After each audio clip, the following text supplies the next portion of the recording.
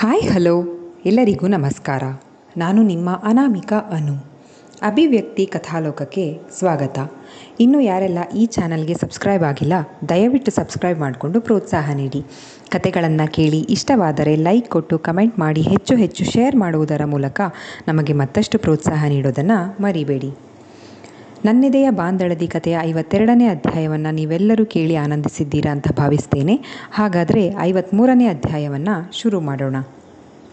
ಕಲ್ಯಾಣ ಮಂಟಪದಿಂದಲೇ ಹಿಂದಿರುಗುವೆನೆಂದ ಶರದಿಯ ಅಮ್ಮ ಲಲಿತಾರಿಗೆ ಎಲ್ಲರೂ ಹಿಂಸೆ ಮಾಡಿ ಜೊತೆಗೆ ಕರ್ಕೊಂಡು ಬಂದಿದ್ರು. ನಕ್ಷು, ನೀನು ಟೂರ್ಗೆ ಹೋಗಬೇಕಾದ್ರೆ ಶರದಿನ ಕರ್ಕೊಂಡು ಹೋಗಕ್ಕೆ ಬಂದಿದ್ದು ಈ ಹುಡ್ಗಾನೇ ಅಲ್ವಾ, ನವೀನ್ ಮನೆಯವರ? ಸತಿಯ ಗುರುತು ಹಿಡಿದು ಕೇಳಿದರು. ಫ್ರಂಟ್ ಸೀಟ್ನಲ್ಲಿ ಕುಳಿತಿದ್ದ ನಕ್ಷತ್ರ ಹಿಂದಿರುಗಿ ನೋಡಿ, ಹಾಂ ಆಂಟಿ, ಇವರೇ ಬಂದಿದ್ದು. ನಾನು ಶರು ಇಲ್ವಾ, ಹಾಗೆ ನವೀನ್ ಅವರ ಚೈಲ್ಡ್ಹುಡ್ ಫ್ರೆಂಡ್, ನಮ್ಮಣ್ಣ, ಹೆಮ್ಮೆಯಿಂದ ಹೇಳ್ಕೊಂಡಿದ್ಲು. ಇದೇನೇ ನಕ್ಷು, ಬ್ರೋಗೆ ಅವರು ಇವರು ಅಂತ ರೆಸ್ಪೆಕ್ಟ್ ಕೊಡ್ತಿದೀಯಾ? ಭೂಕಂಪ ಸುನಾಮಿ ಏನಾದರೂ ಆಗುತ್ತಾ? ಶರದಿ ಅಚ್ಚರಿಯಿಂದ ಕೇಳಿದ್ಲು.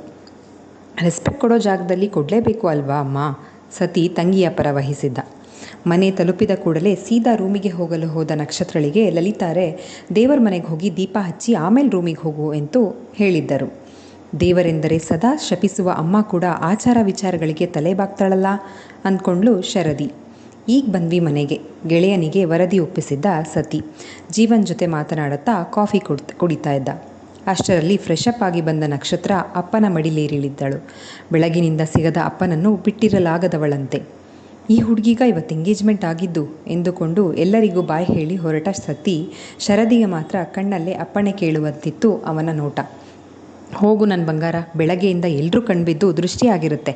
ಅಮ್ಮನ ಹತ್ರ ದೃಷ್ಟಿ ತೆಗೆಸ್ಕೊಂಡು ರೆಸ್ಟ್ ಮಾಡು, ಅಡುಗೆ ಆದಮೇಲೆ ಕರೀತಾರೆ ಅಂತ ವಿಶ್ವನಾಥರು ಮಗಳಿಗೆ ಹೇಳಿದರು. ಸರಿ ಪಪ್ಪ, ನಮಗೂ ಎಲ್ಲ ಎತ್ತಿಡೋ ಕೆಲಸ ಇದೆ, ಬೆಳಗ್ಗೆ ಅರ್ಜೆಂಟ್ನಲ್ಲಿ ಹಾಗೆ ಹೋಗಿದ್ವಿ ಎಂದಳು ನಕ್ಷತ್ರ ಶರದಿ ಮತ್ತು ಸ್ನೇಹಾಳನ್ನು ಕರೆದುಕೊಂಡು ಹೋಗುತ್ತಾ. ಅವರತ್ತ ಹೋದ ಬಳಿಕ ಅಡುಗೆ ಮನೆಯಲ್ಲಿ ನಕ್ಷತ್ರದೇನೋ ಒಂದು ದಾರಿ ಆಯಿತು. ಶರದಿ ಸ್ನೇಹ ಇಬ್ಬರನ್ನು ನೋಡಿ ನನ್ನನ್ನು ಕೇಳಿದ್ರು. ಇವರನ್ನು ಕೆಲವರು ಕೇಳಿದ್ದಾರೆ, ಕೆಲವರು ಯಾವ ಈ ಎರಡು ಹೆಣ್ಮಕ್ಳು ಅಂತ. ಲಲಿತಕ್ಕ, ನೀವು ಹ್ಞೂ ಅಂದರೆ ಉತ್ತರ ಕೊಡ್ಬೋದು ಎಂದರು ಪೂರ್ಣಿಮಾ. ನನಗೂ ಎಲ್ಲ ತಾಯಂದ್ರ ಥರನೇ ಬೆಳೆದ ಮಗಳಿಗೆ ಒಂದು ನೆಮ್ಮದಿಯ ಆಸರೆ ಮಾಡೋ ಆಸೆ ಇದೆ. ನಮ್ಮ ಪೂರ್ವಾಪುರ ನೆನೆಸ್ಕೊಂಡ್ರೆ ಭಯ ಆಗುತ್ತೆ. ಮರ್ಯಾದೆಯಾಗಿ ಎಲ್ಲರಂತೆ ಮಗಳ ಮದುವೆ ಮಾಡೋದಕ್ಕೆ ನನ್ನಿಂದ ಸಾಧ್ಯನಾ ಅಂತ ಎಂದರು ಲಲಿತಾ. ಅಕ್ಕ, ನಾವೆಲ್ಲ ಇಲ್ವಾ, ಯಾಕೆ ಈ ಥರ ಯೋಚನೆ ಮಾಡ್ತೀರಾ, ಧೈರ್ಯವಾಗಿರಿ ಎಂದರು ಪೂರ್ಣಿಮಾ. ನೀವಿದ್ದೀರಾ ಅನ್ನೋದೇ ಧೈರ್ಯ ನನಗೆ. ನಮ್ಮದೊಂದು ಮಾತು ನಡೆಸ್ಕೊಡ್ತೀರಾ ಪೂರ್ಣ, ನೀವು ಗಂಡ ಹೆಂಡ್ತಿ ಇಬ್ಬರು ಎಂದರು ಲಲಿತಾ. ಕೇಳಿ ಅಕ್ಕ, ಅದೇನು, ಖಂಡಿತ ನಡೆಸ್ಕೊಡ್ತೀವಿ, ಚಾಚಿದ ಹಸ್ತದ ಮೇಲೆ ತಮ್ಮ ಹಸ್ತವನ್ನಿಡುತ್ತಾ ಹೇಳಿದ್ದರು ಪೂರ್ಣಿಮಾ. ಶರದಿ ಮದುವೆ ಮಾಡೋ ಟೈಮ್ನಲ್ಲಿ ಅವಳ ತಂದೆ ತಾಯಿ ಸ್ಥಾನದಲ್ಲಿ ನಿಂತು ಕನ್ಯಾದಾನ ಮಾಡಿಕೊಡ್ತೀರಾ ನೀವಿಬ್ಬರು? ಹೆಣ್ಣೆತ್ತ ನಾನು ಕನ್ಯಾದಾನ ಮಾಡೋದನ್ನು ಕೇಳ್ಕೊಂಡು ಬಂದಿಲ್ಲ, ಕಣ್ಣೀರು ಹಾಕುತ್ತಾ ಲಲಿತಾ ಹೇಳಿದರು. ಇಷ್ಟೇನಾ ಅಕ್ಕ, ನಮಗೆ ನಕ್ಷು ಬೇರೆ ಅಲ್ಲ, ಶರದಿ ಸ್ನೇಹ ಬೇರೆ ಅಲ್ಲ.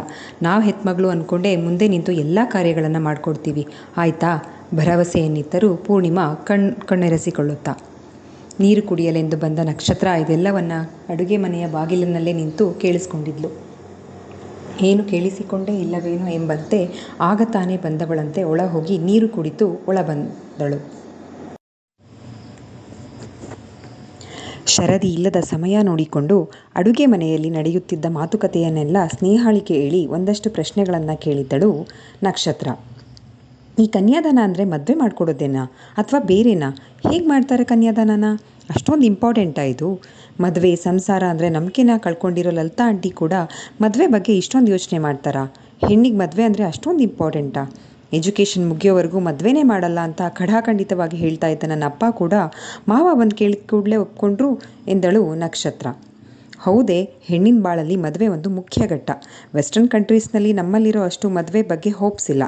ಆದರೆ ಆಚಾರ ವಿಚಾರ ಸಂಸ್ಕೃತಿ ಸಂಸ್ಕಾರಗಳನ್ನು ನೆಲೆಬೀಡಾಗಿರುವ ನಮ್ಮ ಭಾರತದಲ್ಲಿ ಮಾತ್ರ ಮದುವೆಗೆ ಉತ್ತಮ ಪರಿಕಲ್ಪನೆ ಇದೆ. ಯಾಕಂದರೆ ನಮ್ಮಲ್ಲಿ ಇನ್ನೂ ಸಂಬಂಧಗಳು ಅವನತಿಯ ಹಂತ ತಲುಪಿಲ್ಲ. ಕೆಲವೊಂದನ್ನು ನೋಡಿದಾಗ ಅರ್ಥನೇ ಆಗಲ್ಲ, ಓವರ್ ರಿಯಾಕ್ಟ್ ಮಾಡ್ತಾರೆ ಅನಿಸುತ್ತೆ ಕಣೆ ಎಂದಳು ಸ್ನೇಹ. ಯಾರೇ ಓವರ್ ರಿಯಾಕ್ಟ್ ಮಾಡೋದು ಅನ್ನುತ್ತಲೇ ಒಳಗಡೆ ಬಂದಳು ಶರದಿ. ಶರು, ಆಂಟಿ ನಿಂಗೆ ಮದುವೆ ಮಾಡಬೇಕು ಅಂತ ಯೋಚನೆ ಮಾಡ್ತಾ ಇದ್ದಾರೆ, ಮಾಡೋದಕ್ಕೆ ನೀನೇನಂತೀಯಾ? ಸಡನ್ನಾಗಿ ನೇರವಾಗಿ ಕೇಳಿದ್ಲು ಸ್ನೇಹ. ಆಗ ತಾನೇ ತೆನೆ ಒಡೆಯುತ್ತಿರುವ ಪೈರಿನಂತೆ ಭಾವನೆಗಳ ಪೈರು ಟಿಸಿಲೊಡೆಯುತ್ತಿರುವ ಸಮಯದಲ್ಲಿ ಸ್ನೇಹಾಳ ನೇರ ಪ್ರಶ್ನೆಯಿಂದ ಶರದಿ ಕಕ್ಕಾಬಿಕ್ಕಿಯಾದರೂ ತೋರ್ಗೊಡದೆ, ಅಮ್ಮ ಅಂತಾನೆ ಅಲ್ಲ, ಎಲ್ಲ ಅಮ್ಮಂದರೂ ಕೂಡ ಹೀಗೇನೆ ಕಂಡ್ರೆ. ಅವರಿಗೂ ಬಯಕೆಗಳಿರ್ತಾವೆ, ಅವರು ಅವರಮ್ಮನ ಬಯಕೆ ಬದುಕಿರ್ತಾರೆ. ಮುಂದೆ ಅವರು ತಾಯಾದಾಗ ನಮ್ಮ ತಾಯಂದರು ಮಾಡಿದ ಹಾಗೇ ಮಾಡ್ತಾರೆ. ಎಲ್ಲ ಅಮ್ಮಂದಿಗೂ ಗೊತ್ತು. ಮದುವೆಗೆ ಅವಸರ ಮಾಡಬಾರ್ದು, ಸಂಸಾರ ಜಂಜಾಟ ಇದ್ದಿದ್ದೇ ಅಲ್ಲೇನೂ ಇಲ್ಲ ಅಂತ ಉಪದೇಶ ಬೇರೆಯವ್ರಿಗೆ ಕೊಡ್ತಾರೆ. ತಮ್ಮ ಮಕ್ಕಳ ವಿಷಯ ಬಂದಾಗ ಮತ್ತದೇ ಅಮ್ಮನ ವರಸೆ ಅಷ್ಟೆ. ಈ ಗುಣಗಳೆಲ್ಲ ನಮ್ಮಮ್ಮಂದ್ರಿಗೆ ಅವರಮ್ಮಂದಿನಿಂದ, ಅವರಮ್ಮನಿಗೆ ಅವರಮ್ಮನಿಂದ ಬಳುವಳಿಯಾಗಿ ಬಂದಿರೋದು. ಶರದಿ ಸೀರೆ ಮಡಿಚಿಡುತ್ತಾ ಹೇಳಿದ್ಲು. ಮಾತೆ ಶರದಿಯವರೇ, ದಪ್ಪದೊಂದು ನಮಸ್ಕಾರ ನಿಮ್ಮ ಪ್ರವಚನಕ್ಕೆ. ಸ್ನೇಹ ಕಾಲ್ ಡಿಸ್ಕನೆಕ್ಟ್ ಮಾಡ್ತಾ ಹೇಳಿದ್ಲು. ಹೇ, ಯಾರಿದ್ರು ಲೈನಲ್ಲಿ? ಮೊಬೈಲ್ ಕಿತ್ತುಕೊಳ್ಳಲು ಪ್ರಯತ್ನಿಸುತ್ತಾ ಶರದಿ ಕೇಳಿದ್ಲು. ನಿಂದೇ ಮೊಬೈಲ್, ಸತೀಶ್ ಅವರು ಲೈನಲ್ಲಿದ್ದರು. ನಗುತ್ತಾ ಹೇಳಿದ್ದಳು ಸ್ನೇಹ. ಸತಿ ಹೆಸರು ಕೇಳುತ್ತಲೇ ಕೆನ್ನೆ ರಂಗೇರುತ್ತಾ ನಾಚಿದಂತೆ, ನಿಂಗೆ ಸ್ವಲ್ಪನೂ ಗೊತ್ತಾಗಲ್ವ ಸ್ನೇಹ? ಇರಿಸು ಮುರಿಸಾದಂತೆ ಗದರಿದ್ದಳು ಶರದಿ. ಹಾಲ್ನಲ್ಲಿ ಸೋಫಾ ಸೀಟಿಗೊರಗಿ ಹಾಗೆ ಕಣ್ಮುಚ್ಚಿದ್ದ ಗೌಡರ ಪಕ್ಕ ಕೂರುತ್ತಾ ಸದಾನಂದರು, ಅಣ್ಣ ಸುಸ್ತಾಗ್ತಿದ್ಯಾ? ಸ್ವಲ್ಪ ಮಲಗಿ ರೆಸ್ಟ್ ಆದರೂ ಮಾಡಿ ಅಂತ ಕೇಳಿದರು. ಏನಕ್ಕೋ ಸುಸ್ತು? ಮಾಡಿಕೊಡೋದು ವಿಶ್ವನಾಥ್ ಅವರು ಮಾಡಿಕೊಟ್ಟಿದ್ದಾರೆ. ಸ್ವಲ್ಪ ಓಡಾಟ, ಬಂದವರನ್ನು ಮಾತಾಡಿಸಿದ್ದು ಅಷ್ಟೇ ಎಂದರು ಗೌಡರು. ಹೌದು ರೀ, ನಮ್ಮ ಕಡೆ ಜನ ಜಾಸ್ತಿ, ಹೇಗೆ ಸುಧಾರಿಸ್ತಾರೋ ಅನ್ನೋ ಅಳಕಿತ್ತು. ಆದರೆ ತುಂಬ ಚೆನ್ನಾಗಿ ವ್ಯವಸ್ಥಿತವಾಗಿ ಮಾಡಿಸಿದ್ರು ಎಲ್ಲ. ಸುಧಾಮಣಿ ಬಂದು ಕೂರುತ್ತಾ ಹೇಳಿದರು. ನಿಜ ಅಕ್ಕ ಅನ್ನುತ್ತಾ ತಾರಾಮಣಿ ಕೂಡ ಬಂದು ಕೂತ್ಕೊಂಡಿದ್ರು. ವಿಶ್ವನಾಥ್ ಅವರು ಈಗ ಸ್ವಲ್ಪ ನಿರಾಳ ಆದರು ಅಂತ ಅನಿಸುತ್ತೆ ಅಲ್ವಾ ಅಣ್ಣ? ನಿಶ್ಚಿತಾರ್ಥ ಯಾವ ತೊಂದರೆನೂ ಇಲ್ಲದೆ ನಡೆದಿದ್ದಕ್ಕೆ ಎಂದರು ಸದಾನಂದರು. ಇಲ್ವೋ ಸದಾ, ನನಗಿವತ್ತು ಅನಿಸಿದ ಮಟ್ಟಿಗೆ ಅವರು ಲಕ್ಷ್ಮಿ ಮದುವೆ ಬಗ್ಗೆ ಅಷ್ಟೊಂದು ತಲೆ ಕೆಡಿಸ್ಕೊಂಡಿರಲಿಲ್ಲ. ಅಂದರೆ ಹೇಗೆ ಮಾಡಬೇಕು ಅನ್ನೋ ಪ್ಲ್ಯಾನಿಂಗ್ ಅವರು ಮೊದಲೇ ಮಾಡ್ಕೊಂಡಿದ್ರು. ಹಾಗಾಗಿ ಆದರೆ ಎಂದು ಅರ್ಧಕ್ಕೆ ಮಾತು ನಿಲ್ಲಿಸಿದ ಗೌಡರು, ನವೀನ್ ಎಲ್ಲಿ ಎಂದರು. ಫ್ರೆಶ್ ಅಪ್ ಆಗ್ತಿದ್ದಾನೆ. ಏನಾದರೂ ಪರ್ಸ್ನಲ್ ಇತ್ತಾ ಅಣ್ಣ ಎಂದರು ಸದಾನಂದರು. ಇಲ್ವೋ, ಕೇಳಿದೆ ಅಷ್ಟೇ ಎಂದರು ಗೌಡರು. ಹೇಳುವಾಗಲೇ, ಕಿಚನ್ನಲ್ಲಿ ಯಾರಿದ್ದೀರಾ? ಅಮ್ಮ ಸ್ಟ್ರಾಂಗ್ ಕಾಫಿ ತರಿಸಿ ಎನ್ನುತ್ತಾ ಬಂದು ಕುಳಿತ ನವೀನ್. ನವಿ, ಲಕ್ಷ್ಮಿ ಫ್ರೆಂಡ್ ಇದ್ದಾರಲ್ಲ, ಆ ಹೆಣ್ಮಗಳ ಹೆಸರೇನೋ ಅಂದರು ಗೌಡರು ಅರ್ಧಕ್ಕೆ ಬಿಟ್ಟ ಮಾತು ಮುಂದುವರೆಸುವಂತೆ. ಶರದಿ ಸ್ನೇಹ ಇಬ್ಬರು ಇರ್ತಾರೆ ಯಾವಾಗಲೂ. ಅವರಿಬ್ಬರಲ್ಲಿ ನೀವು ಯಾರನ್ನು ಕೇಳ್ತಿದ್ದೀರಾ ಅಪ್ಪ ಎಂದ ನವೀನ್. ಲಕ್ಷ್ಮಿ ಥರನೇ ಜಾಸ್ತಿ ಮಾತಾಡ್ತಾಳಲ್ಲ ಆ ಮಗಳಲ್ಲ, ಇನ್ನೊಬ್ಳು ಹೆಚ್ಚು ಮಾತಾಡಲ್ವಲ್ಲ ಆ ಮಗಳು ಎಂದರು ಗೌಡರು. ಅವಳ ನನ್ನ ಬ್ರೋ ಅಂತಾಳಲ್ಲ ಅವಳು ತಾನೆ ಶರದಿ? ಯಾಕಪ್ಪ ಎಂದ ನವೀನ್ ಕುತೂಹಲದಿಂದ. ಏನಿಲ್ವೋ, ವಿಶ್ವನಾಥ್ ಅವರು ಆ ಮಗಳು ಭವಿಷ್ಯದ ಬಗ್ಗೆ ಕೂಡ ತುಂಬ ಯೋಚನೆ ಮಾಡ್ತಾ ಇದ್ದಾರೆ. ಮಗಳ ಬದುಕು ಹಸನಾಯಿತು ಅನ್ನೋದಕ್ಕಿಂತ ಮಗಳಂತೆ ಈ ಮಗು ಬದುಕು ಹಸನಾಗಲಿಲ್ವಲ್ಲ ಅನ್ನೋ ಕೊರಗು ಅವರಲ್ಲಿದೆ. ಮಗು ಲಕ್ಷಣವಾಗಿ ವಿದ್ಯಾವಂತೆ, ಸುಸಂಸ್ಕೃತೆ, ಲಕ್ಷ್ಮಿ ಥರ ಹುಡುಗಾಟಿಕೆ ಹುಡುಗಿಯಲ್ಲ, ಜವಾಬ್ದಾರಿ ಇರೋ ಹುಡುಗಿ. ಆದರೂ ವಿಶ್ವನಾಥ್ ಅವರು ಯಾಕೆ ಇಷ್ಟೊಂದು ಯೋಚನೆ ಮಾಡ್ತಿದ್ದಾರೋ ಗೊತ್ತಾಗ್ತಿಲ್ಲ ಎಂದರು ಗೌಡರು ಯೋಚಿಸುತ್ತಾ. ಮಾವ ಅಪ್ಪನ ಹತ್ರ ಶರದಿ ಬಗ್ಗೆ ಡೀಟೇಲಾಗಿ ಹೇಳಿದಾರಾ? ಇಲ್ವಾ? ಏನು ಹೇಳಲಿರಲ್ವ ಮಾವ ಎಂದುಕೊಳ್ಳುತ್ತಲೇ, ಅಪ್ಪ ನೀವು ಹೇಗೆ ಸತಿಯತಿನ ಬೇರೆಯವರು ಅಂದ್ಕೊಂಡಿಲ್ವೋ ಹಾಗೆ ಮಾವ ಕೂಡ ಅದಕ್ಕೆ ಫೀಲ್ ಆಗಿರ್ತಾರೆ ಅಷ್ಟೇ ಎಂದ ನವಿ. ಇವತ್ತು ನಾನು ಚುಕ್ಕಿ ಶಾಮಯ್ಯನವರಿಗೆ, ಸತಿಯ ಅಪ್ಪ, ನಮಸ್ಕಾರ ಮಾಡಿಕೊಡುವಾಗ ಅವರು ಕೂಡ ಬೇಜಾರಾದರು ಎಂದು ಮಾತು ಸೇರಿಸಿದ. ಶ್ಯಾಮ ಆವತ್ತಿನ ದಿನ ಅವನ ಸ್ವಾರ್ಥಕ್ಕೋಸ್ಕರ ಮದುವೆ ಆಗೋದಾಗಿದ್ದರೆ ಹೊರಗಿನ ಹೆಣ್ಣು ಯಾರನ್ನಾದರೂ ಆಗ್ಬೋದಾಗಿತ್ತು. ಹೆಂಡತಿ ತಂಗಿನ ಆದರೆ ಅಕ್ಕನ ಮಗ ಅನ್ನೋ ಮಮಕಾರ ಇರುತ್ತೆ, ಮಗುಗೆ ತಾಯಿ ಆಗ್ತಾಳೆ ಅನ್ನೋ ಕಾರಣಕ್ಕೇನೆ ನಾದ್ನಿನೇ ಮದುವೆ ಆಗಿದ್ದು. ಆದರೆ ಅವಳಿಗೂ ಒಂದು ಮಗು ಆದಮೇಲೆ ಮಲತಾಯಿ ಆಗಿಬಿಟ್ಲು. ನಾವು ಕಂಡಂತೆ ಶ್ಯಾಮಂದೇನೂ ತಪ್ಪಿಲ್ಲ. ಸಾಧು ಮನುಷ್ಯ, ಮರ್ಯಾದೆಗೆ ಹೆದರೋನು. ಹೆಂಡತಿಯಾಗಿ ಬಂದವಳು ಅದನ್ನೇ ಬಂಡವಾಳ ಮಾಡಿಕೊಂಡು ಶ್ಯಾಮನ್ನ ಖಾಲಿ ಕೈ ಮಾಡಿ ಯಾವುದೇ ಅಧಿಕಾರ ಇಲ್ದಂಗೆ ಮಾಡಿದ್ಲು. ಒಡನಾಡಿಯಾದವನ ಕುರಿತು ಹೇಳಿದರು ಗೌಡರು. ಅಷ್ಟೇ ಅಲ್ಲ ಅಣ್ಣ, ಎರಡನೇ ಹೆಂಡತಿಯಾಗಿ ಬಂದವಳು ಮಗಂಗೆ ಮಲತಾಯಿ ಧೋರಣೆ ಮಾಡಿದ್ದನ್ನು ನೋಡಿ ಕೂಡ ಕಂಡು ಕಾಣದಂತೆ ಮೌನವಾದರು, ಅಂತರ್ಮುಖಿಯಾದರು. ಹೆಂಡತಿ ಬಾಯಿಗೆ ಹೆದರಿ ಅದು ಸತಿ ಅಪ್ಪನೇ ದ್ವೇಷಿಸೋಕೆ ಕಾರಣ ಆಯಿತು ಅಂದರು ಸದಾನಂದರು. ನಾವು ಮೊನ್ನೆ ಅಡಿಕೆ ತೋಟದ ಕಡೆ ಹೋಗಿದ್ವಿ, ಆಗ ದಾರಿಲಿ ಸಿಕ್ಕಿ ಮಾತಾಡಿಸಿದ್ರು. ಒಳಗೊಳಗೆ ತುಂಬ ನೋವು ತಿಂತಾ ಇದ್ದಾರೆ ಅಂದರು ಸುಧಾಮಣಿ. ನೀನಾದರೂ ಅರ್ಥ ಮಾಡಿಸೋ ನವಿ, ತಾರಾಮಣಿ ಸಲಹೆಯನ್ನಿತ್ತರು. ಹೇಳಿ ಕಳಿಸಿದವನಂತೆ ಸಮಯಕ್ಕೆ ಸರಿಯಾಗಿ ಮಾಡಿದ ಕರ್ಮ ಅನುಭವಿಸೇ ಸಾಯಬೇಕು ಉರುಗುಡುತ್ತಲೇ ಒಳಬಂದ ಸತಿ. ಅಲ್ವೋ ಸತಿ ಎಂದು ಏನು ಹೇಳಲು ಹೋದ ಸದಾನಂದರನ್ನು ತಡೆಯುತ್ತಾ, ಹೆಂಡತಿ ಸತ್ತ ತಿಂಗಳೊಳಗೆ ಮದುವೆ ಆಗೋ ಅರ್ಜೆಂಟ್ ಇತ್ತಾ? ಮಗಂಗೆ ತಾಯಿ ಬೇಕಿತ್ತು, ಅದಕ್ಕೆ ಎರಡನೇ ಮದುವೆ ಅದೇ ಅಂತಾರಲ್ಲ. ನಾನೇನು ತೊಟ್ಟಿಲಲ್ಲಿದ್ದ ಕೂಸಲ್ಲ, ಅಮ್ಮ ಸತ್ತಾಗ 7 ವರ್ಷದವನು, ಮಗ ನೆಪ ಅಷ್ಟೇ ಎಂದ ಸತಿ. ಏನೋ ಅವತ್ತಿನ ಸನ್ನಿವೇಶ, ಗಂಡಸು ಮಕ್ಕಳನ್ನ ನಿಭಾಯಿಸೋದಕ್ಕಾಗೋದಿಲ್ಲ ಬಿಡೋ ಸತಿ. ನಿಮ್ಮ ಚಿಕ್ಕಮ್ಮ ಬೇಡ, ಅವಳ ವಿಷಯ. ನಿಮ್ಮಪ್ಪ ಪಶ್ಚಾತ್ತಾಪ ಪಡ್ತಿದ್ದಾರೆ ಸಾಯೋ ಕಾಲದಲ್ಲಿ ಸಮಾಧಾನಿಸುವಂತೆ ಸುಧಾಮಣಿ ಹೇಳಿದರು. ನಿಖರವಾಗಿ ಗೊತ್ತಿಲ್ಲದವರ ಕುರಿತು ಬದುಕು ಪುರ ವಾದಿಸೋ ಬದಲು ಅರ್ಥ ಮಾಡ್ಕೊಳ್ಳೋ ಇನ್ನಾದರೂ. ಅವನು ಮಾಡಿರೋ ತಪ್ಪಿಗೆ ಇಷ್ಟು ವರ್ಷ ಒಂದೇ ಮನೇಲಿದ್ದು ಮಾತಾಡದೆ ಶಿಕ್ಷೆ ಕೊಟ್ಟಿದ್ದೀಯಾ? ಇನ್ನಾದರೂ ದೊಡ್ಡ ಮನಸ್ಸು ಮಾಡಿ ಕ್ಷಮಿಸಿ ಮಾತಾಡಿಸು ಗೌಡರು ತಿಳಿ ಹೇಳಿದರು. ಅಪ್ಪ, ನಾನು ಅವನಿಗೆ ತಿಳಿಸಿ ಹೇಳ್ತೀನಿ ಬಿಡಿ. ಗೆಳೆಯನ ಮನಸ್ಸಿಗೆ ಹಿಂಸೆಯಾಗದಿರಲೆಂದು ನವೀನ್ ಅವನನ್ನು ಎಬ್ಬಿಸಿಕೊಂಡು ರೂಮಿಗೆ ಕರ್ಕೊಂಡು ಬಂದ. ಶರದಿಗೆ ಯಾಕೆ ಅವ್ರ ಕಾಲಿಗೆ ಬಿದ್ದು ಆಶೀರ್ವಾದ ತಗೊಳ್ಳೋದಕ್ಕೆ ಹೇಳಿದ್ರಿ ನೀವಿಬ್ರು? ಮುಖ ಊದಿಸಿಕೊಂಡೇ ಕೇಳಿದ ಸತಿ. ಏನೋ ನಿನ್ನ ತಂಗಿ ಮಾತ್ರ ಲವ್ ಅಕ್ಸೆಪ್ಟ್ ಮಾಡ್ಕೊಳ್ಳೋದಕ್ಕೂ ಮುಂಚೆನೇ ಮಾವನ ಜೊತೆ ಮಾತಾಡ್ಬೋದು, ನನ್ನ ತಂಗಿ ಮಾವನ ಆಶೀರ್ವಾದ ತಗೋಬಾರ್ದಾ ಎಂದ ನವೀನ್. ಫಸ್ಟ್ ಅವಳಿನ್ನು ಫ್ರೆಂಡ್ ಅಂತಾನೆ ಆಕ್ಸೆಪ್ಟ್ ಮಾಡ್ಕೊಂಡಿದ್ದಾಳೋ ಇಲ್ವೋ ಗೊತ್ತಿಲ್ಲ. ಸೆಕೆಂಡ್ಲಿ ಅವ್ರ ಹತ್ರ ಬೇಕಿರಲಿಲ್ಲ. 5 ಬೆರಳು ಹೇಗೆ ಒಂದೇ ಸಮ ಇರಲ್ವೋ ಹಾಗೆ ಗೌಡ್ರ ಜೊತೆ ಎಲ್ಲರನ್ನೂ ಕಂಪೇರ್ ಮಾಡಬೇಡ ಎಂದ ಸತಿ. ಆಕ್ಸೆಪ್ಟ್ ಮಾಡ್ಕೊಳ್ದೆ ತೋಳಿಗೊರ್ಗಿ ಎಲ್ಲ ಹೇಳ್ಕೊಂಡ್ಲಾ? ನವೀನ್ ಮರು ಪ್ರಶ್ನಿಸಿದ್ದ. ಅದೇನೋ ಅವತ್ತು ಫ್ಲೋನಲ್ಲಿ ಬಂದಿದೆ, ಅಷ್ಟು ಸುಲಭ ಅಲ್ಲ ಕಣೋ. ಸುಟ್ಟು ಕರಕಲಾಗಿ ಮಸಿ ಮೆತ್ತಿದ ಬದುಕು ಅಂದ್ಕೊಂಡಿರೋ ಅವಳಲ್ಲಿ ಭಾವನೆಗಳ ಹೂ ಹರಳಿಸೋದು, ಮುಖಭಾವವನ್ನು ಅರ್ಥೈಸಿಕೊಂಡವನಂತೆ ಹೇಳಿದ ಸತಿ. ಪ್ರೇಮವೇ ಹಾಗೆ, ಕೆಂಡದಂಥ ಹೂ ಅದು, ಸುಟ್ಟುಕೊಳ್ಳುತ್ತಲೇ ಅರಳಬೇಕು. ಅವಳು ಬೆಂಕಿಯಲ್ಲಿ ಹರಳಿದ ಹೂ. ಇಷ್ಟು ದಿನ ಎಂಗೇಜ್ಮೆಂಟ್ ಅಂತ ಸರಿಯಾಗಿ ಓದಲಿಲ್ಲ, ಫೈನಲ್ ಎಕ್ಸಾಮ್ಸ್ ಕಡೆ ಕಾನ್ಸಂಟ್ರೇಟ್ ಮಾಡು, ಹಾಗೆ ಮನೇಲಿ ಸ್ವಲ್ಪ ಮಾತಾಡು ಇನ್ನಾದರೂ. ಇವತ್ತು ಯಾಕೋ ತುಂಬ ಪಶ್ಚಾತ್ತಾಪ ಪಟ್ಟವರಂತೆ ಕಂಡಿದ್ದು ನಿಜ, ಯೋಚನೆ ಮಾಡೋ ಸತಿ ಎಂದ ನವೀನ್. ನಿಂಗೆ ಗೊತ್ತಿಲ್ವೋ, ಅವರಿಗೆ ಈಗೀಗ ನನ್ನ ಜೊತೆ ಮಾತಾಡಬೇಕು, ಚೆನ್ನಾಗಿರಬೇಕು, ಅವ್ರ ತಪ್ಪಿನ ಅರಿವು ಅವರಿಗಾಗಿದೆ. ಆದರೆ ಅವ್ರು ನನ್ನ ಜೊತೆ ಮಾತಾಡೋದ್ರಿಂದ ಅವ್ರಿಗೆ ಮನೆಯಲ್ಲಿ ಅವ್ರ ಹೆಂಡತಿ ಮಕ್ಕಳಿಂದ ಸಿಗ್ತಿರೋ ನೆಮ್ಮದಿ ಸಿಗಲ್ಲ. ನಾನು ಹೇಗೋ ಮನೆ ಮನಸ್ಸು ಎರಡರಿಂದನೂ ಆಲ್ಮೋಸ್ಟ್ ಹೊರಗಡೆ ಇರ್ತೀನಿ, ಆದರೆ ಅವರು ಜೊತೆಗಿರೋರು, ಹಿಂಸೆ ಆಗಬಾರ್ದು ನನ್ನಿಂದ ಎಂದ ಸತಿ. ಅವ್ರುಗಳಿಗೆ ಎಷ್ಟು ಹಕ್ಕಿದೆಯೋ ಅವ್ರ ಮೇಲೆ ಅದಕ್ಕಿಂತ ಹೆಚ್ಚಿನ ಹಕ್ಕು ನಿನಗಿದೆ ಸತಿ, ನೀನವರ ಹಿರಿ ಮಗ. ವಯಸ್ಸಾದ ಕಾಲ ಕಣೋ, ಕೊನೆಗೆ ನಾನು ಅವ್ರ ಜೊತೆ ಮಾತಾಡ್ಸೇ ಇಲ್ವಲ್ಲ ಅಂತ ಕೊರಗೋ ಹಾಗೆ ಮಾಡಬೇಡ ಎಂದ ನವೀನ್. ಆಗಲಿ ಎನ್ನುವಂತೆ ಗೆಳೆಯನಿಗೆ ಮಾತನ್ನಿತ್ತನು ಸತಿ. ಇಲ್ಲೇ ಮಲ್ಕೊಳ್ಳೋ, ಬೆಳಗ್ಗೆ ಮನೆಗೆ ಹೋಗುವಂತೆ. ಹೀಗೆ ಗೆಳೆಯರಿಬ್ಬರ ಮಾತು ಮುಂದುವರೆದಿತ್ತು. ಅರುಣ್ ಊಟಕ್ಕೆ ಕರೆಯಲು ಬಂದ. ಎಷ್ಟು ಮಾತನಾಡಿದರೂ ಮುಗಿಯಲೊಲ್ಲದು ನಿಶ್ಚಿತಾರ್ಥದ ಸಂಭ್ರಮ. ಮಾತನಾಡುತ್ತಲೇ ಊಟ ಮುಗಿಸಿ ಕೈ ತೊಳೆದು ಗೌಡರು ಮೇಲೆದ್ದಾಗ, ಅಪ್ಪ ಒಂದು ನಿಮಿಷ, ನಾನು ಸ್ವಲ್ಪ ಮಾತಾಡೋದಿತ್ತು ಅಂದ ನವೀನ್. ಮಾತಾಡು ಎನ್ನುತ್ತಾ ಮತ್ತೆ ಸ್ವಸ್ಥಾನದಲ್ಲಿ ಕುಳಿತರು ಗೌಡರು. ಚುಕ್ಕಿಗೆ ಯಾರೋ ಮಿಡಲ್ ಕ್ಲಾಸ್ ಫ್ಯಾಮಿಲಿಲಿ ಹುಟ್ಟಿದ್ರು, ಅಷ್ಟು ದೊಡ್ಡ ಮನೆ ಸೊಸೆ ಆಗಬೇಕು ಅಂದರೆ ಇಷ್ಟೊಂದು ಒನಪು ವಯ್ಯಾರ ಇರಲೇಬೇಕು ಅಂತ ಅಂದ್ರಂತೆ. ಇಷ್ಟು ದಿನ ಚುಕ್ಕಿ ಬರೀ ನನ್ನ ಲವರ್ ಆಗಿದ್ಲು, ಇನ್ಮುಂದೆ ಈ ಮನೆ ಸೊಸೆ ಅವಳು ಚಿಕ್ಕವಳೇ ಆಗಿದ್ರೂ ಅವಳಿಗೆ ಕೊಡಬೇಕಿರೋ ಮರ್ಯಾದೆ ಕೊಡಲೇಬೇಕಿತ್ತು.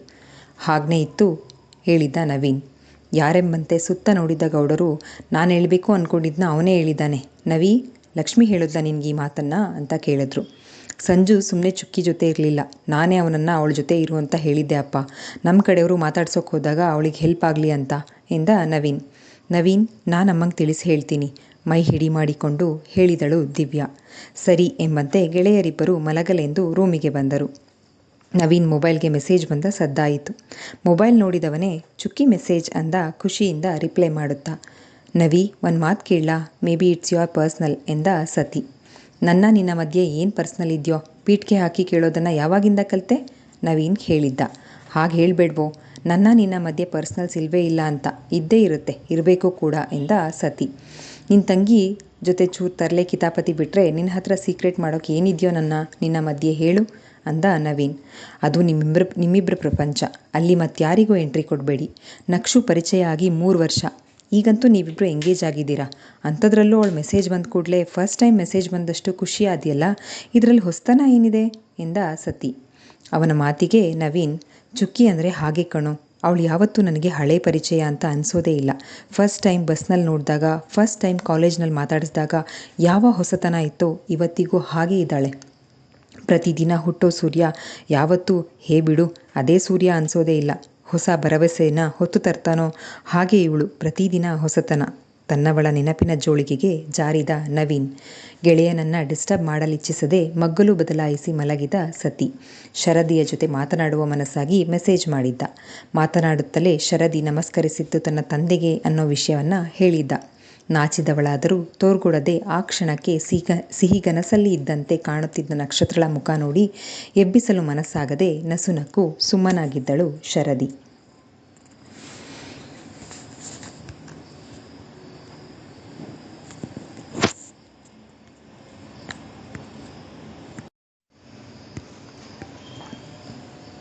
ಆದಷ್ಟು ಬೇಗ ಈ ಲೇಟ್ ನೈಟ್ ಚಾಟಿಂಗ್ಸ್ಗೆ ಬ್ರೇಕ್ ಹಾಕಿಸ್ಬೇಕಪ್ಪ.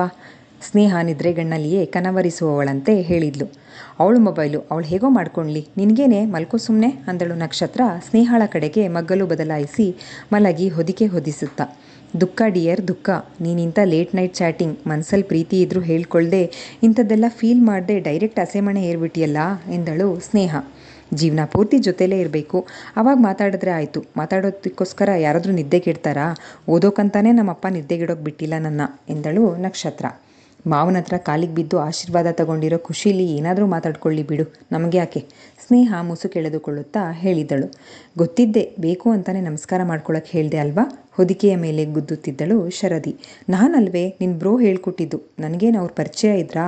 ಏನೋ ಕೇಳೋದಿದ್ರು ಅವನ್ನೇ ಕೇಳ್ಕೊ. ನಕ್ಷತ್ರ ಮೆಲ್ಲಗೆ ಜಾರ್ಕೊಂಡ್ಬಿಟ್ಲು. ಇರು, ಬ್ರೋನೇ ಕೇಳ್ತೀನಿ ಎನ್ನುತ್ತಾ ಕಾಲ್ ಮಾಡಿದ್ದಳು.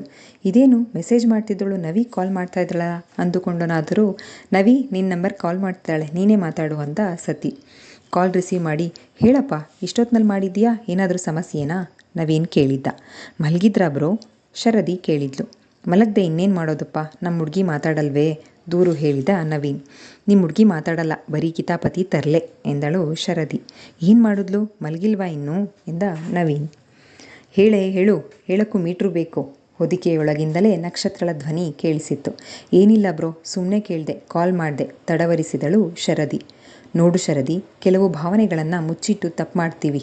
ನೀನು ಬುದ್ಧಿವಂತೆ, ಆ ತಪ್ಪು ಮಾಡಲ್ಲ ಅಂತ ಅಂದ್ಕೊಂಡಿದ್ದೀನಿ ಎಂದ ನವೀನ್ ಮಾತಿಗೆ ಶರದಿ, ಬ್ರೋ ಸುಮ್ಮನೆ ಕಾಲ್ ಮಾಡಿದೆ ಅಷ್ಟೇ, ಏನೇನೋ ಹೇಳ್ತಿದ್ದೀರಲ್ಲ ನೀವು ಅಂದಳು. ಆಯ್ತಾಯ್ತು, ಮಲ್ಕೊಳ್ಳಿ, ಗುಡ್ ನೈಟ್ ಹೇಳಿ ಕಾಲ್ ಡಿಸ್ಕನೆಕ್ಟ್ ಮಾಡಿ, ಶರದಿ ನಮಸ್ಕಾರ ಮಾಡ್ಕೊಂಡಿದ್ದು ನಿಮ್ಮಪ್ಪ ಅಂತ ನೀನು ಹೇಳ್ದಾ ಎಂದ ಸತಿಗೆ. ಕಣೋ, ಮುಚ್ಚಿಡೋದಕ್ಕೆ ಇಷ್ಟ ಆಗಲಿಲ್ಲ, ಹೇಳಿಬಿಟ್ಟೆ ಅಂತ ಸತಿ ಹೇಳಿದ್ದ. ಅಲ್ಲಿ 2 ಕೋತಿಗಳು ಸೇರಿ ರೇಗಿಸ್ತಿದ್ದಾವೆ, ಸ್ವಲ್ಪ ಇರಿಸು ಮುರುಸಾದರೆ ಅಷ್ಟೇ, ಡೋಂಟ್ ವರಿ ಎಂದ ನವೀನ್. ಹಜಾರದಲ್ಲಿ ಚೇರ್ ಮೇಲೆ ಕೆಮ್ಮುತ್ತಾ ಕುಳಿತಿದ್ದ ಶಾಮಣ್ಣನವರು, ಪ್ರಿಯಾ ಒಂದಷ್ಟು ಬಿಸಿ ಕಾಫಿ ತಗೊಂಡು ಬಾ ಅಂತ ಹೇಳಿದರು. ದೊರೆಗಳು ಕೂತಲ್ಲೇ ಆರ್ಡರ್ ಮಾಡ್ತಿದ್ದಾರೆ, ನನ್ನ ಮಕ್ಕಳಿಬ್ರು ಇರೋದು ಸೇವೆ ಮಾಡೋಕ್ಕಲ್ಬಾ, ಹೋಗಿ ಸೇವೆ ಮಾಡಿ. ಹಿರಿಮಗ ಇರೋದು ಬೇಕಾದಾಗ ಬೇಕಾದಷ್ಟು ದುಡ್ಡಿಸ್ಕೊಳ್ಳೋದಿಕ್ಕೆ ಮಾತ್ರ. ಕತ್ತಿನ ಮೊನಚಿನಂತೆ ಒಳಗಿನಿಂದ ಧ್ವನಿ ಕೇಳಿಸಿತ್ತು. ಕೇಳಿದ್ದು 1 ಲೋಟ ಕಾಫಿಗೆ ಅದೆಷ್ಟು ಮಾತಾಡ್ತೀರಾ? ಇಂಥ ಮಾತುಗಳನ್ನು ಕೇಳಿನೇ ರೋಸ್ ಹೋಗಿ ಅವನ ಮನೆಗೆ ಬರದೆ ಬಿಟ್ಟ, ಯಾರೋ ಕೆಲಸದವ್ರ ಥರ ತೋಟದ ಮನೇಲಿದ್ದಾನೆ ಅಂದರು ಶಾಮಣ್ಣ. ಮನೆಗೆ ಬರಲ್ಲ ಅಷ್ಟೇ, ಹಾಗಂತ ದುಡ್ಡೇನು ಬಿಟ್ಟಿಲ್ವಲ್ಲ, ಲಕ್ಷ ಖರ್ಚು ಮಾಡಿ ಓದಿಸ್ತಿದ್ದೀರಲ್ಲ. ಕಿರಿಮಗ ಧನಿ ಏರಿಸಿದ್ದ. ಓದ್ಗಷ್ಟೇ ಅದು ಗೌರ್ಮೆಂಟ್ ಸೀಟ್, ಹೊಲ ತೋಟದ ಕೆಲಸ ಮಾಡಿ ಸಂಬಳ ತಗೋತಿದ್ದಾನೆ. ಯಜಮಾನ ಆಗಿ ಇರಬೇಕಿದ್ದ ಮಗ ಕೂಲಿಯವನ ಕೆಲಸ ಮಾಡ್ತಿದ್ದಾನೆ ಶಾಮಣ್ಣನವರು ಹೇಳಿದರು. ಇದೇನೋ ಇವತ್ತು ಮಗನ ಮೇಲೆ ಪ್ರೀತಿ ಹೆಚ್ಚಾಗಿ ಧ್ವನಿ ಜೋರಾಗ್ತಿದೆ.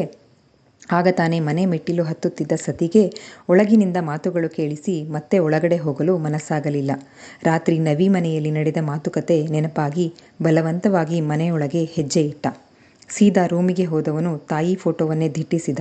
ನೀನಿದೀಯಾ ಅಂತ ನಂಬಿ ಬಿಟ್ಟೋದೆ ನೀನು, ಕೈ ಬಿಟ್ಯಾ ಎನ್ನುವಂತಿತ್ತು ಗಾಜಿನ ಫ್ರೇಮಿನೊಳಗೆ ನಗುತ್ತಿದ್ದ ತಾಯಿಯ ಮುಖ. ಮತ್ತಲ್ಲಿ ಕೂರಲಾರದೆ ಚಡಪಡಿಸುತ್ತಾ ನಕ್ಷತ್ರಳಿಗೆ ಕಾಲ್ ಮಾಡಿದ. ಆಗ ತಾನೇ ಎದ್ದು ಕಾಫಿ ಇರುತ್ತಾ ಕುಳಿತಿದ್ದರು 3 ಗೆಳತಿಯರು. ಅಣ್ಣ ಬೆಳಗ್ಗೆನೇ ನೆನ್ಪು ಮಾಡ್ಕೊಂಡು ಕಾಲ್ ಮಾಡಿದ್ದೀಯಾ? ಸ್ಪೀಕರ್ ಆನ್ ಮಾಡಿ ಕೇಳಿದ್ದಳು. ನಕ್ಷು ಅದು ಎನ್ನುತ್ತಾ, ಅಪ್ಪಂಗೆ ಕೆಮ್ಮಿದೆ, ಶುಂಠಿ ಟೀ ಮಾಡ್ಕೊಳ್ಳೋಣ ಅಂತ, ಬಟ್ ಮಾಡೋದು ಹೇಗೆ ಅಂತ ಕೇಳಿದ್ದ.